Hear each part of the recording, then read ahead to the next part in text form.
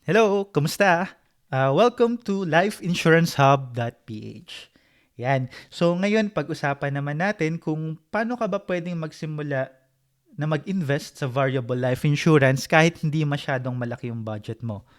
Ayan. So, actually, hindi mo naman talaga kailangan ng malaking pera para makapagsimula ng life insurance ngayon eh. Siguro, before, kailangan medyo meron ka ng konting ipon para makapagsimula ka.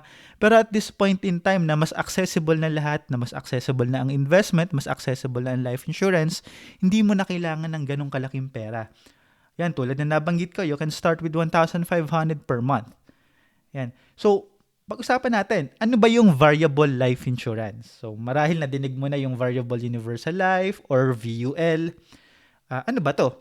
Yan. So, ang variable life insurance or variable universal life or sige, tawagin natin siyang VUL or VUL. Is a life insurance na investment linked. Investment link, ang ibig sabihin niyan is may nakakabit sa kanya na investment. Meron ka ng life insurance, tapos may nakakabit pa siyang investment. Okay, so life insurance, well, to protect the people that you love. Syempre, I mean, at one point in time, hindi natin alam or hindi tayo certain kung ano ba yung mangyayari sa atin. Ang purpose ng life insurance is to provide continuous protection para just in case, wag naman sanang mas maaga, pero pag dumating man yon, covered yung pamilya natin.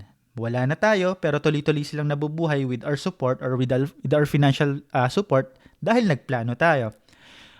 Pangalawa, meron siyang investment. Yung investment is something that would help you prepare for your long-term goals. Let's say, nag-iipon tayo for retirement or let's say, para sa education ng mga anak natin.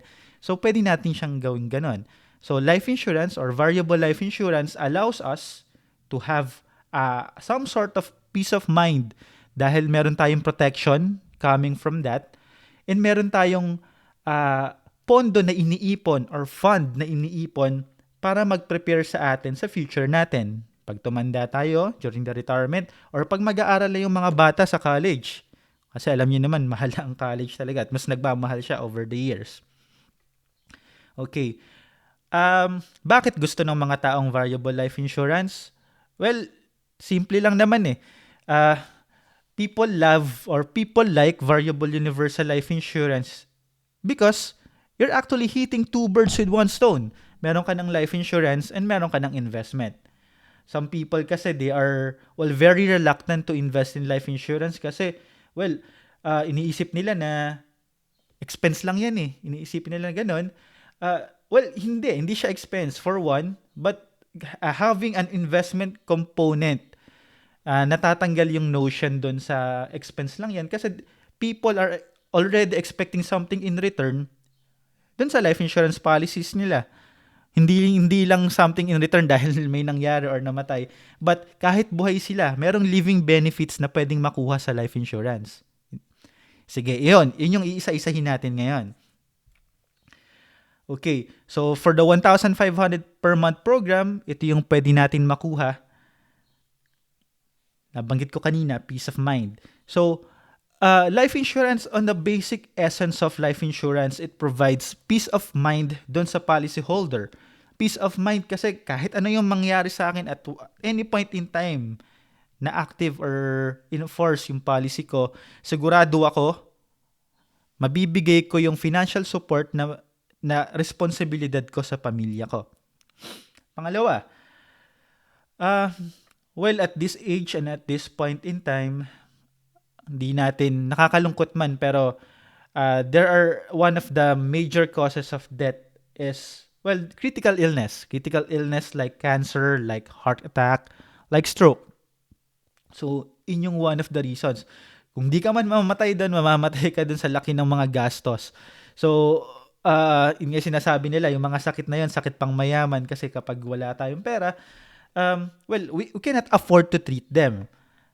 Pero life insurance allows us, or this variable life insurance allows us na kahit wala tayong malaking pera, pero pag nangyari tayo, nagkasakit, wag naman sana, pero nagkasakit tayo, nagkaroon ng cancer, ng heart attack, nagkaroon ng stroke, or marami pang listahan yan, meron tayong perang kukunin. Malaking pera na makukuha doon sa life insurance company para gamitin natin sa pagpapagamot or whatever purpose we desire. Basta ang condition dito is once na diagnose tayo ng one of these critical illness, maasahan natin meron tayong perang makukuha. Ngayon, so, well, minsan naman hindi naman umaabot sa ganong kalala pero na-hospital pa rin. Na-hospital ng medyo wag naman sana pero minsan matagal. At maraming income na nawawala dahil nga nawawala tayo sa trabaho. So, one of the benefits na makukuha natin dito sa program na to, yung 1,500 per month na to, is that meron tayong makukuha na daily allowance depende kung ganong katagal tayo sa nagstay sa hospital. So, let's say, in your policy, na set up natin siya na meron allowance na 1,000 pesos per day. Let's say, nagstay ka sa hospital lang 5 days. Then you get 1,000 pesos per day times 5 or 5,000 pesos for the rest of your stay sa hospital. Well, yun yung one of the benefits niya. Okay. And, syempre, tulad ng nabanggit ko kanina, meron siyang investment. Yung pwedeng makatulong para mag-fund ng retirement mo, mag-fund ng education, pampakollege ng mga bata, and other long-term goals. So, in case of emergencies, what's good about this one is in case of emergencies, may makukuha tayo. Meron tayong mabubulot kasi parang nag-iipon ka lang din. So, although it's meant for long-term goals, on a midterm or na short-term basis, let's say talagang naubos na emergency fund mo, nagamit mo na yung mga investment mo kasi very crucial yung nangyari, you can always count on your life insurance policies na meron kang makukuha depende sa kung magkano yung naging fund value ng policy mo. Yan. So aside from that, nagbanggit ako ng 4 pero marami pa tayong pwedeng ilagay na benefit doon sa policy. And again, it's up to the advisor na makakausap natin para mas ma-customize pa natin yung program. Alright. So, well, ang susunod dito. So, what's next? Well, the whole process is, I really highly encourage you to talk to a financial advisor para naman mas maikwento mo yung personal circumstances mo, makuha mo yung exact benefit na gusto mo. Kasi, very flexible lahat to. Some people have the budget of 1,500 per month, pero some people have budget of 5,000 per month, 10,000, 20,000 per month. So, very unique yung personal circumstances nating lahat. And it's very important and it's very more convenient na mas makapag-usap personally sa isang financial advisor and i-customize natin habang nakikita natin silang ginagawa para sabihin natin, ay, parang ayoko niyan. Or pwede ba lakihan tong benefit na to? So you can do that together with the financial advisor. So to start the process, just click on the request for custom proposal button in this page and just fill up the forms and makakaasa kayo na we'll get back to you and connect you to a financial advisor na malapit sa inyo.